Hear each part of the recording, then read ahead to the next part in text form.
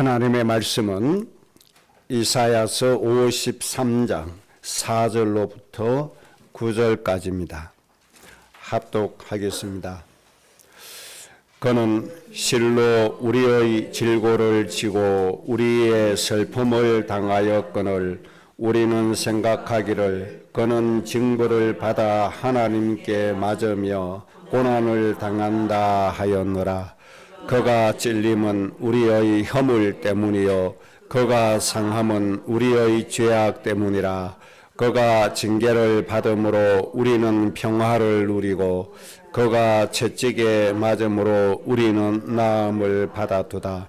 우리는 다 양 같아서 걸어 행하여 각기 제 길로 갔거늘 여호와께서는 우리 모두의 죄악을 그에게 담당시키셨도다. 그가 곤욕을 당하며 괴로울 때에도 입을 아니하였으며 마치 도수장으로 끌려가는 어린 양과 털 깎는 자 앞에서 잠잠한 양같이 그 입을 열지 아니하였도다. 그는 곤욕과 신문을 당하고 끌려갔으나 그 세대 중에 누가 생각하기를 그가 살아있는 자들의 땅에서 끊어짐은 마땅히 형벌 받을 내 백성의 허물 때문이라 하였으리요. 그는 강포를 행하지 아니하였고 그의 입에 거짓이 없었으나 그의 무덤이 악인들과 함께 있었으며 그가 죽은 후에 부자와 함께 있었도다. 아멘. 오늘 말씀의 제목은 예수님의 고난과 나, 이런 주제로 말씀 받겠습니다.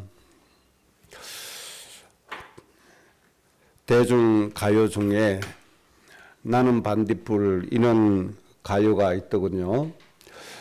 최근에 나온 곡은 아니고 오래전에 나온 곡인데 최근에 와서 사람들이 아주 좋아해서 인기 있는 곡으로 그렇게 유명세를 타고 있더라고요. 그런데 그 멜로디가 사람들에게 감동을 좀 주나 봐요. 그래서 천주교에서도 예배 시간에 하나님께 찬양 드리는 곡으로 편곡을 해서 쓰더라고요. 찬양곡이 아니고 대중가요인데, 대중가요를 교회에서 또 하나님께 찬양곡으로 쓰는 곡도 있다고 하더라고요. 대중가요인데 복음성가처럼 부르는 그런 교회도 있고 하는데, 나는 반딧불이라는 그 가사 내용이 이렇습니다. 나는 하늘에서 빛나는 별인 줄 알았어요. 이게 이제 핵심 가사 내용이에요. 자기 자신이 저 하늘에서 빛나는 별인 줄 알았다는 거예요. 다르게 얘기하면 우리 젊은 세대들이 이해하기에는 나는 금수저인 줄 알았어요. 이런 얘기예요. 그런데 알고 보니 나는 하늘에 빛나는 별이 아니고 나는 벌레였어요. 이런 이제 자아를 깨닫는 그 내용이죠. 하늘의 별인 줄 알았는데 벌레였다는 거예요. 나는 금수저인 줄 알았는데 흙수저였다 이 말이에요. 그렇지만 나는 낙심하지 않는다는 내용이에요. 왜? 그래도 그 개똥벌레는 반딧불처럼 뭐를 나타내니까 빛을 발하니까. 그래도 나는 괜찮아요. 빛을 발할 수 있으니까. 이렇게 하니까 요즘 힘든 시대인가 봐요. 많은 사람들이 위안을 받고 위로를 받고 그렇게 살아요. 그래서 우리는 하늘의 별인 줄 잘못 알면 안 돼요. 내 자신을 바로 알아야 돼요. 인간은 죄인입니다. 마귀가 자기가 하늘의 별처럼 빛나려고 하다가 하나님께 내어 쫓김을 당했잖아요. 그게 노래 맡은 천사들 신분이잖아요. 어쨌든 우리는 오늘 말씀을 통해서 영적인 사실을 한 번 더 정확하게 깨닫고 정리하고 가셔야 됩니다. 그래야 하나님 앞에 은혜 구할 것 제대로 구할 수 있고 하나님께서 주시는 축복 제대로 누릴 수 있고 그렇습니다. 자, 먼저 오늘 본문의 말씀을 통해서 세 가지 부분만 정리해서 말씀 받도록 하겠습니다. 첫째는 하나님의 형상대로 지음받은 인간, 하나님의 자녀로 지음받은 인간들의 그 상황, 인간들의 상태, 또 인간들이 그 어떤 본질을 가지고 사느냐 하는 것에 대한 말씀이거든요. 53장 6절에 인간들은 그릇 행하여 각기 제 길로 갔다, 이렇게 말씀해 주셨습니다. 인간의 특징은 자꾸만 그릇 행하여 제 길로 가는 거예요. 진리의 길로 가지 않고 자기 임의대로 가는 거예요. 그런데 여기에서 중요한 것은 인간이 하나님처럼 전지전능하다면 자기의 임의대로 자기의 길로 가도 괜찮아요. 틀림이 없으니까, 바른 길로 갈 수 있으니까. 그런데 인간은 그렇지 않잖아요. 인간은 전지전능한 존재가 아니잖아요. 인간은 창조주 하나님 안에서 하나님의 인도를 받아야 바르게 갈 수 있는 존재이기 때문에 인간이 각자 임의대로 행해 가지고는 바르게 갈 수가 없고 진리대로 행할 수가 없습니다. 그래서 오늘 인간들에 대해서 하나님이 먼저 정리를 해 주셨습니다. 인간들은 그릇 행하여 각기 제 길로 가는 존재들이었다. 이게 인간의 본성입니다. 여러분이 잘 깨달아야 돼요. 나 자신은 어떤 존재인가 하니까 기회만 되면, 틈만 나면 걸어 행해서 내 임의대로 각기 제 길로 가버리는 존재다, 이렇게 알아야 돼요. 그래서 어떤 결과가 오죠? 실패하고 고통을 자꾸만 그 길 가운데로 걸어간다는 겁니다. 그래서 인간의 본질 잘 깨달아야 돼요. 우리 인간은 후에 깨닫고 보니까 뭐였더라? 벌레였더라 하는 것처럼 우리 인간은 기회만 되면 그릇 행하여 제 길로 가더라. 이것을 좀 생각을 해야 됩니다.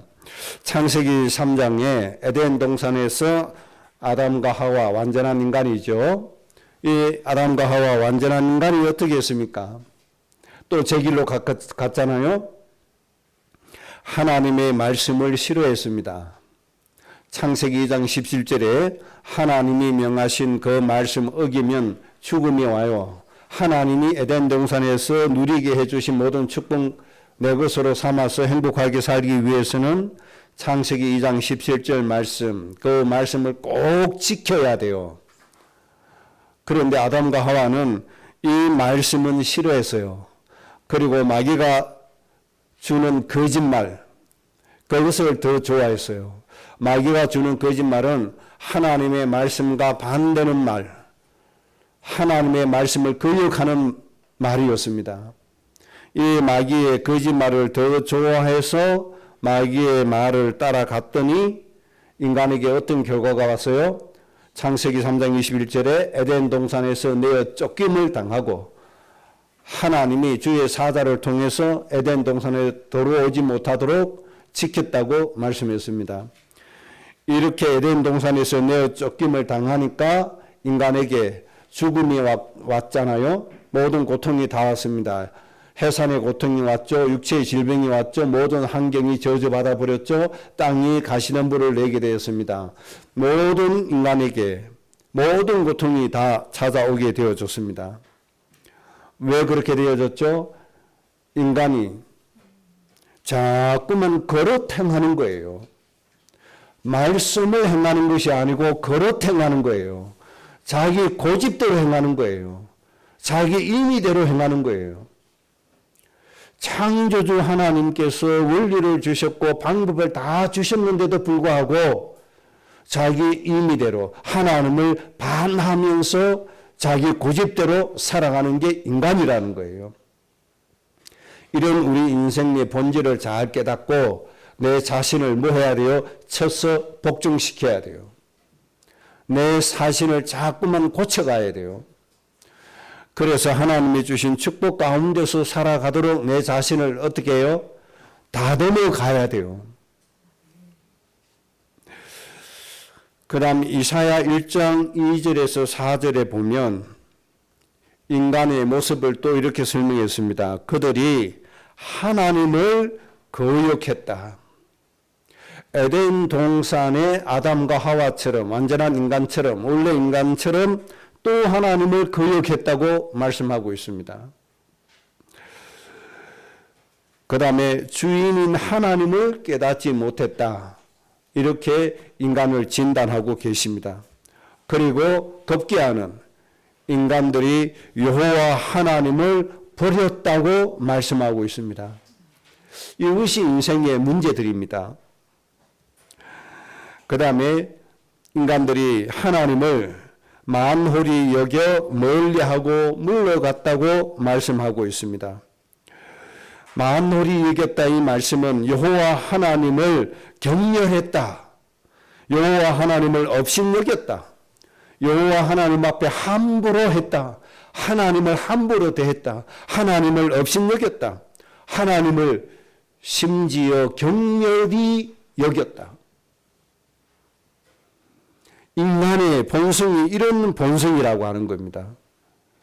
이게 인간의 하나님의 은혜가 없는 인간의 본성이고 이게 인간을 정말 하나님의 진리 가운데로 이끌지 않으면 반드시 인간이 이렇게 간다고 하는 겁니다.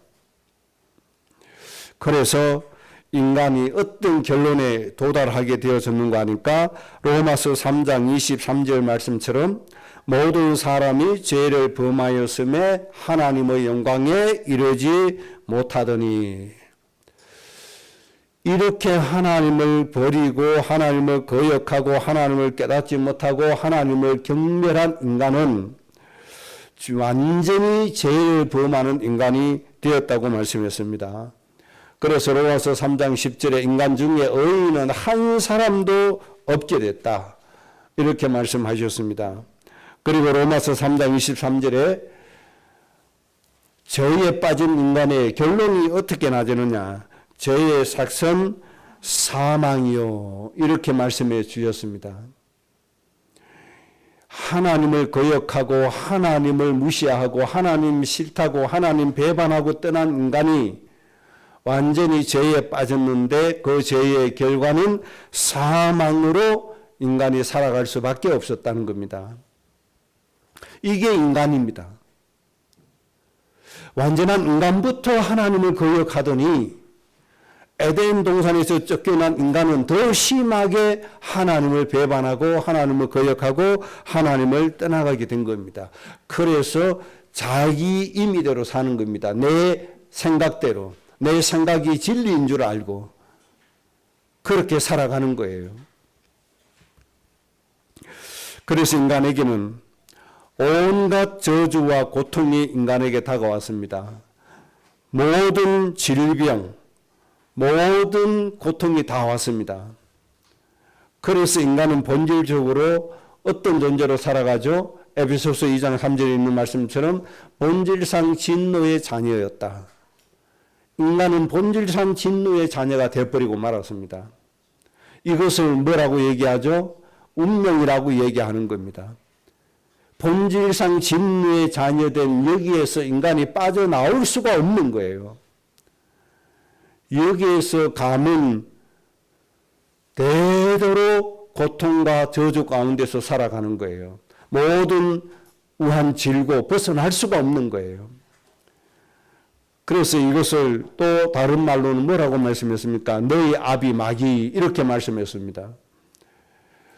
이런 인간은 누구의 자식으로 살아가는 거죠? 마귀의 자식으로 살아가는데 마귀는 썩이고 고통 주고 죽이는 존재란 말이죠. 이 마귀가 각 가정에 각 사람에 대한 계획을 마귀가 딱 가지고 살아요. 이것을 운명이라고 해요. 이 운명에서 사람이 벗어날 수가 없는 거예요. 아무리 발버둥 쳐도 벗어나지를 못해요. 아무리 노력해도 마귀가 세우는 이 계획 프로그램에서 인간이 빠져나올 수가 없어요. 너무너무 불안하고 고통스럽고 여기에서 빠져나오려고 노력하는 것이 뭐가 되죠? 우상 섬기는 것이 됩니다. 여기에서 빠져나오려고 애쓰고 노력하는 게 우상 섬기는 것이 돼요. 이 마귀의 옥무에서 벗어나려고 하는 것이 뭐죠? 무당 굿하는 거 아닙니까? 우상 섬기는 게 아닙니까? 심지어 어느 정도로 하죠? 하나님을 배반해놓고 행복하게 살려고 자기 자식을 잡아서 불 가운데 지나가게 하는 이런 우상을 장애한단 말이에요. 이런 우둔한 인간이 되어버리고 말았습니다. 마귀의 계획에서 빠져나오려고 온갖 수단을, 온갖 방법을 동원하는데 빠져나오는 것이 아니고 점점점 더 마귀에게 옥죄어 가는 겁니다. 점점 더 고통스럽게 살아가는 겁니다. 이것이 인간들의 모습입니다. 하나님께서 이것을 다 보고 계시는 거예요. 하나님 형상으로 지으신 인간이 하나님 배반하고 떠나가더니 이렇게 저주스럽게 고통스럽게 재앙스럽게 살아가는 거예요. 그래서 하나님께서 인간에게 뭘 주시는 거죠? 구원의 길을 주신 겁니다. 그것이 오늘 두 번째 내용이 되겠습니다. 53장 6절에 또 이렇게 말씀했습니다. 오늘 두 번째 주제의 말씀은 여호와께서는 우리 모두의 죄악을 그에게 담당시키셨도다. 하나님이 마귀의 자식으로 본질상 진노의 자녀로 살아가는 인간에게 해결책을 주셨는데 모든 인간의 죄악을 누구에게요? 예수님에게 담당시키셨다. 이렇게 우리에게 하나님이 구원의 길을 열어주신 겁니다. 그래서 요한복음 3장 16절에 뭐라고 말씀하셨어요? 하나님이 세상을 이처럼 사랑하사 독생자를 주셨으니 이는 저를 믿는 자마다 멸망치 않고 영생을 얻게 될 것이다. 저주의 자식, 마귀의 자식에서 축복의 자녀, 하나님의 자녀로 바뀌게 될 것이다. 사망에서 생명으로 옮기게 될 것이다. 하나님이 예수님을 이 땅에 보내주셨습니다. 말씀이 육신이 되어 이 땅에 오셨습니다. 그분이 바로 예수 그리스도이십니다. 인간의 모든 죄악을 누구에게요? 예수님에게 담당시키셨다. 인간이 져야 될 모든 죄악을 예수님에게 완전히 전가시켰습니다. 그래서 인간이 이 죄악에서 벗어나도록 하나님께서 구원의 길을 이 세상에 주신 겁니다. 히브리서 9장 22절에 율법을 따라 그의 모든 물건이 피로써 정결하게 되나니 피 흘림이 없은즉 사함이 없느니라. 모든 사람이 죄를 범해서 사망에 이르렀는데 피 흘림이 없이는 이 죄 문제 해결할 존재는 아무도 없다고 말씀해 주셨습니다. 이 죄 문제 해결받기 위해서는 반드시 피 흘려야 됩니다. 피 흘린다는 말은 속죄 제물이 되어서 죽어야 된다는 얘기입니다. 우리가 살아있을 동안에만 구원을 받을 수 있기 때문에 구원받지 않고 속죄 제물 된다고 죽어버리면 구원받을 기회는 영원히 없어집니다. 그래서 우리가 속죄 제물이 될 수가 없는 겁니다. 반드시 죽으시고 부활하실 수 있는 분만이 속죄 제물이 될 수가 있는 겁니다. 그래서 하나님이 부득불 하나님 자신이 육신을 입고 사람의 모습으로 이 땅에 오셨습니다. 그분이 누굽니까? 바로 예수님이십니다. 그분이 바로 예수이십니다.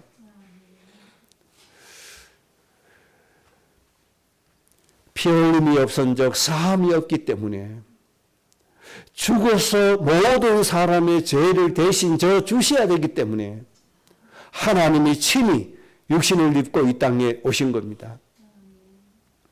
마태복음 26장 28절에 이것은 죄 사함을 얻게 하려고 많은 사람을 위하여 흘리는 바 나의 피 곧 언약의 피니라. 예수님께서 십자가에 돌아가시기 전에, 십자가 지시기 전에 제자들을 모으시고 성만찬을 하셨습니다. 지금 교회 의식으로 말하면 성찬식, 이것을 예수님이 제자들에게 행하신 것이죠. 떡과 포도주를 준비하시고 떡은 내 살이니 너희가 먹어라. 내 찢겨 나가는 살이니 너희가 먹어야 산다. 포도주는 너희를 위하여 흘리는 나의 피니 나의 피를 너희가 먹어야 산다. 그래서 예수님이 우리를 위하여 찢기신 살을 기념하고 예수님이 우리를 위하여 흘리시는 그 피를 기념하라고 성만찬을 열어주신 겁니다. 예수님의 피로 우리가 정죄함에서 벗어나는 겁니다. 예수님 피 때문에 우리가 죄인에서 의인이 되어지는 겁니다. 예수님의 피가 모든 죄에서 우리를 해방시켜 주신 겁니다. 예수님 피가 모든 죄에서 사함을 받게 해 주신 겁니다. 예수님께서 피를 흘리신, 우리를 위해서 살이 찢기신 그 주간이 바로 고난주일, 고난주간이 되는 겁니다. 우리가 이 한 주간 예수님께서 우리의 죄 씻음을 위해서 살과 피를 흘리신 이 날을 기억하고 예수님이 이루신 모든 구원의 축복 하나도 놓치지 않고 온전히 누림으로 그리스도의 정인이 되어져야 합니다. 예수님 흘리신 피와 예수님이 찢기신 이 살 때문에 모든 죄에서 해방되어지고 모든 축복을 회복한 우리의 삶이 바로 이 세상 모든 사람들에게 빛이 되는 삶으로 우리가 만들어 가야 합니다. 그래서 모든 사람들이 우리를 보고 하나님을 알게 해 주어야 하고 우리는 그리스도의 전민으로 이 땅에서 살아져야 합니다. 에베소서 1장 7절에 우리는 그리스도 안에서 그의 은혜의 풍성함을 따라 그의 피로 말미암아 속량 곧 제사함을 받았느니라. 우리가 예수님의 피로 속량 제사함을 받았다는 사실을 꼭 기억하셔야 됩니다. 우리의 공로는 아무것도 없습니다. 내 공로는 아무것도 없습니다. 오직 예수 그리스도의 피의 공로로 제사함을 받았습니다. 그래서 우리는 이 하나님의 십자가의 공로, 피 흘리심의 공로, 하나님이 예수님에게 모든 죄악을 담당시키신 이 은혜 절대로 놓치지 않도록 해야 합니다. 이 은혜를 제대로 누릴 수 있는 삶을 우리가 살아야 합니다. 오늘 이사야 53장 10절에 이렇게 말씀했습니다. 하나님은 예수님을 영혼의 속금 제물로 드렸다. 예수님의 영혼을 속금 제물로 드렸다고 말씀하시고 이 속금 제물로 인해서 많은 씨를 보게 된다고 말씀했습니다. 그의 날이 길게 될 것이라고 말씀해 주셨습니다. 예수님의 대속 제물로 인하여 하나님의 씨, 그러니까 하나님의 자녀죠. 구원받는 자를 말하는 것이죠. 이 구원받는 자들이 대를 이어서 끊임없이 이 역사, 인간 역사에 구원받는 자가 일어나게 될 것이라는 것을 예언해 주시는 말씀이 되는 겁니다. 예수님의 영혼을 속금 제물로 드렸다. 그래서 이 속금 제물 때문에 하나님의 씨가 온 땅에 끊이지 않고 일어나게 될 것이다. 또 그의 날들이 길게 될 것이다. 이 이 예수님의 피로 말미암아 하나님의 자녀가 되는 구원의 역사가 이 땅에 영원히 일어나게 될 것이라는 겁니다. 하나님이 이 은혜를 오늘 예수님의 고난을 통해서 우리에게 허락해 주신 겁니다. 그래서 우리는 이 예수 그리스도를 구세주로 영접하고 하나님의 자녀가 된 겁니다. 우리가 하나님의 자녀가 되고 인생의 모든 문제 해결받고 하나님의 큰 축복을 누리게 된 이유는 바로 예수님의 이 피 때문에, 하나님이 예수님에게 우리 죄악을 담당시킨 것 때문에 우리는 하나님의 모든 축복을 누리게 된 것입니다. 그래서 우리는 이 예수님에 대해서 늘 감사하는 마음, 이 예수님을 잊지 않는 마음이 우리의 마음이 되어져야 합니다. 그 다음 세 번째입니다. 세 번째 중요한 말씀은 53장 7절에 이렇게 말씀했습니다. 그가 곤욕을 당하여 괴로울 때에도 입을 열지 아니하였다. 하나님은 우리의 모든 인간의 죄악을 예수님에게 담당시키셨고 예수님은 우리를 위해서 속죄 제물이 되으셨는데 예수님이 살이 찢기고 모든 조롱을 받고 모든 고통을 받고 허리에 창에 찔리면서도 피와 물을 쏟으면서도 그의 입에서는 아무런 말도 하지 않았다. 이렇게 말씀했습니다. 그 육체의 큰 고통을 당하면서도 입 하나 열지 않았다. 그 로마 군인들이 그렇게 조롱하고 유대인들이 그렇게 조롱해도 입 하나 열지 않으셨다. 이렇게 말씀하셨습니다. 왜 그렇게 하셨을까요? 하나님 떠난 인간, 하나님 배반한 인간을 구원하시기 위해서 그 인간의 대속제물 되는 이 일이 얼마나 예수님에게 중대한 일이었던지, 아프다, 기분 나쁘다, 이런 감정 표현조차 하지 않았다는 겁니다. 그만큼 하나님이 지어주신 그 사명을 귀중하게 여겼다는 것이 되겠죠. 얼마나 예수님께서 보셨을 때 이 일이 귀중했으면 아파도 아프다 소리 하지 않으시고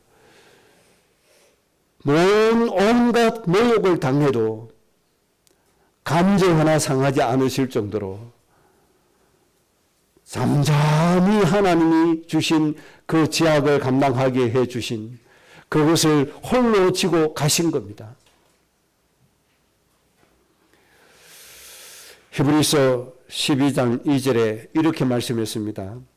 그는 그 앞에 있는 기쁨을 위하여 십자가를 참으사 부끄러움을 개의치 아니하시더니,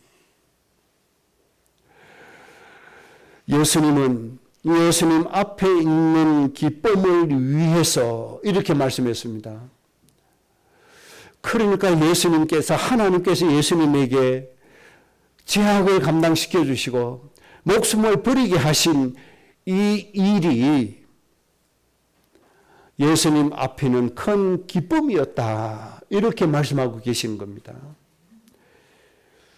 모든 인간의 죄를 위하여 온갖 조롱과 육체의 고통을 당하신 이 일이 예수님 자신에게는 큰 기쁨이었다. 이렇게 말씀하신 것입니다. 그리고 이 기쁨을 위하여 십자가를 참았다. 그리고 사람이 그렇게 부끄러움을 안겨준 모욕을 개의치 아니하셨다. 우리 인생의 모든 문제 해결하시고 자신의 피로 우리를 속죄하신 예수님이 이렇게 행하셨다는 겁니다. 나를 위해서 예수님이 이렇게 행하셨다는 겁니다. 나를 위해서 그 고통을 기쁘게 담당하셨다는 겁니다. 우리가 예수님과 하나님의 이 마음을 조금이라도 헤아린다고 하면 우리의 마음은 하나님 앞에 경건히 예배할 수밖에 없고 하나님 은혜에 감사드릴 수밖에 없는 겁니다. 이 앞에 우리는 불평할 수가 없고, 이 앞에 우리는 원망할 수가 없고, 이 앞에 우리는 탐욕을 부릴 수도 없습니다. 영원히 죽어야 될 우리를 우리 영혼 하나 살리기 위해서 그 고통을 기쁘게 여기신 이 예수님, 온갖 수모를 기쁨으로 받으신 이 예수님, 이 예수님을 마음을 조금이라도 헤아린다면 우리가 다른 길로 갈 수 있겠습니까? 우리가 딴짓을 할 수 있겠습니까? 우리 하나님 앞에 오직 하나님의 자녀로서, 하나님 자녀의 상속자로서, 그리스도의 정인으로서 살아가야 될 삶이 하나님 앞에 분명해지는 것이고, 늘 하나님의 도우심으로 살아야 된다는 것이 분명히 나타나게 될 것입니다. 베드로후서 3장 9절에 이렇게 말씀했죠. 오직 주께서는 너희를 대하여 오래 참으사 아무도 멸망하지 아니하고 다 회개하기에 이르기를 원하시느니라. 이것이 세상을 향한, 사람들을 향한 하나님의 마음인 겁니다. 오래 참으셨다. 아무도 멸망하지 아니하고 모든 사람이 다 회개하기를 하나님은 원하고 계신다. 예수님 말씀처럼 한 영혼도 잃어버리지 않고 전부를 살리는 이것이라고 예수님이 말씀하셨습니다. 그 말씀처럼 하나님은 모든 사람 아무도 멸망받지 않고 회개하기를 바라는 그 마음, 우리가 이 고난 주간에 이 예수님의 마음을 우리도 품어야 될 줄 압니다. 그래서 세상을 향하여, 오늘도 죽어가는 저들을 향하여 한 영혼도 멸망되지 않고 전부 다 구원받기를 원하는 마음으로 하나님 앞에 예배하고 그들의 영혼을 축복하고 모든 민족의 아버지 어머니로서의 삶을 정리해 가야 합니다. 정말 하나님 기뻐하시는 삶을 잘 정리해야 되겠죠. 오늘 이 마음이 여러분의 마음 꼭 되시기 바랍니다. 이 하나님의 마음, 예수님의 마음이 나의 마음이 되시기를 바랍니다. 결론입니다. 히브리서 2장 12장 2절의 앞부분에 이렇게 말씀했죠. 믿음의 주여 온전케 하시는 예수를 바라보자. 우리가 해야 할 일이 바로 이겁니다. 세상을 보지 맙시다. 세상의 부귀영화를 보고 따라가지 맙시다. 모든 인간을 온전케 하시는 예수님만 바라보고 가야 합니다. 저 탐욕에 젖어가는 저 불신자들을 행하는 저 행위를 본받을 것이 아니고 이 세대를 본받을 것이 아닙니다. 오직 예수님을 봐야 합니다. 왜 그렇죠? 예수님만이 인간을 온전케 하시기 때문에 그렇습니다. 고린도전서 1장 18절에 십자가의 도는 구원받는 우리에게는 하나님의 능력이 된다고 말씀했습니다. 그래서 우리는 예수 그리스도의 십자가만 바라보고 가야 합니다. 누구처럼요? 바울처럼. 바울이 뭐라고 고백했습니까? 나는 예수님이 십자가에 못 박히고 부활하신 것만 알기로 작정했다. 이것만이 인간을 완전하게 하고 온전하게 하고 인간을 살리기 때문이라고 말씀했습니다. 여러분 눈에 이 예수님만 보여서야 정상입니다. 세상의 물질이 보입니까? 세상의 자료가 보입니까? 세상의 명예가 보입니까? 저 세상 사람들이 좋아하는 저 돈이 보입니까? 예수님만이 우리를 온전케 하십니다. 예수님만이 우리의 삶을 행복하게 합니다. 예수님만이 우리의 육신을 온전케 치유하실 수 있습니다. 이 예수님을 정말로 우리가 바라봐야 됩니다. 바울처럼 예수님의 십자가만 알기로 작정해야 합니다. 그렇게 하면 어떤 일이 벌어지죠? 오늘 53장 4절에 있는 말씀이 우리에게 성취되어집니다. 바울처럼 예수님의 십자가만 알기로 작정하고 믿음의 주 온전케 하시는 예수님만 바라보면 우리에게 있는 모든 질고는 사라질 줄로 믿습니다.